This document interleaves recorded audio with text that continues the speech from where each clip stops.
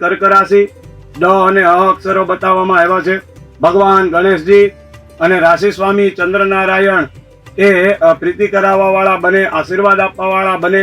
એવું કહેવાય કે આજે તમારા વિરોધીઓ પણ આજનો દિવસ એવો છે ને કર્ક રાશિના જાતકો માટે કે સ્વયં તમારા વિરોધીઓ પણ તમારા કામની અને તમારા નામની પ્રશંસા કરશે. ઘણી વખતે એવું હોય છે આ દુનિયાની અંદર સ્વાર્થ જ બતાવવામાં આવેલો છે.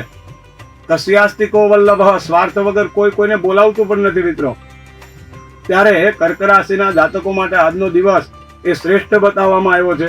ક્યાંય ને ક્યાંય તમારે કાયદાકીય કાર્ય હોય, કોઈ પોલીસને લગતું કાર્ય હોય, અન્ય કોઈ કોર્ટને લગતું એવું કાર્ય હોય, અથવા તો રાજકીય કાર્યની અંદર આ બધા જ પ્રકારના કાર્યની અંદર જ્યારે સફળતા મેળવવી છે તો આજે નક્ષત્ર અને યોગ એ પૂર્ણતઃ કર્ક રાશિને અંદર એ ફળ આપવા વાળો બતાવવામાં આવ્યો છે.